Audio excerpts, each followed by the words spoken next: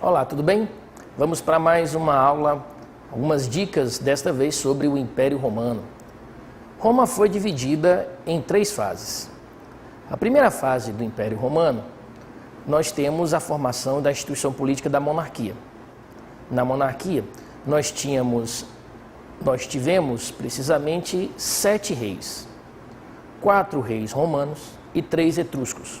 Os etruscos eram povos vizinhos a Roma que, no final da monarquia, ocuparam o território e acabaram impondo a sua administração sobre os romanos.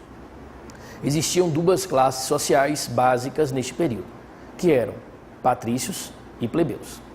Entre a plebe existiam os clientes, que eram plebeus, que estavam vinculados a uma família patrícia e, em troca do trabalho nas terras, recebiam ou deveriam prestar favores aos patrícios.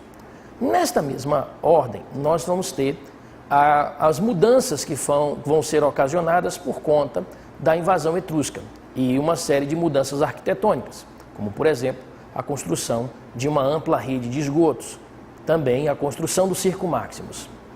Neste período de domínio etrusco, nós tivemos uma forte expansão cultural e também um processo de desenvolvimento interno de Roma.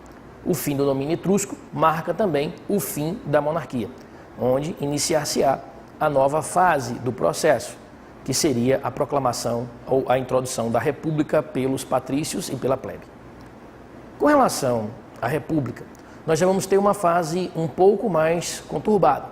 Nesse período, nós vamos iniciar a expansão romana, a expansão em direção à Europa, em direção ao norte da África, em direção à parte da Ásia, principalmente ali no chamado Oriente Médio.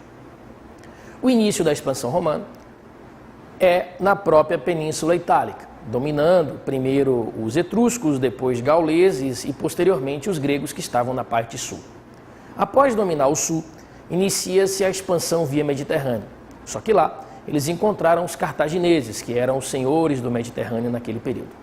Neste segundo momento, os etruscos, que já haviam sido derrotados, passam, muitos deles, a fazer parte dos escravos de Roma. E os gregos da mesma forma.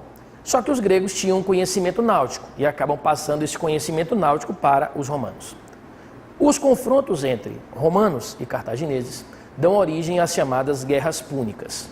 Durante essas 3 guerras púnicas, Roma obtém a vitória e o domínio total sobre o mar Mediterrâneo, gerando inclusive a expansão Mare Est Nostrum, ou Mar é Nosso. Neste período de o Mar é Nosso romano, vai também começar a ocupação de outras regiões, dominando aí toda a Europa, norte da África, parte do Oriente Médio e, posteriormente, todo o Oriente Médio, com exceção do atual Irã. Na conjectura da República Romana, nós vamos ter um forte conflito entre patrícios e plebeus, que é o que vai nortear este período. Por conta desses conflitos incessantes, algumas leis surgem para tentar minimizar as dificuldades dos romanos, dos patrícios e dos plebeus romanos, como a Lei Licínia, a Lei Canuleia, as leis que são criadas para atender este princípio. Depois disso, começa-se algumas rebeliões de escravos, devido ao processo de expansão e da crise econômica de Roma, mas a crise da República e o Império é tema para a nossa próxima aula. Um abraço, até mais.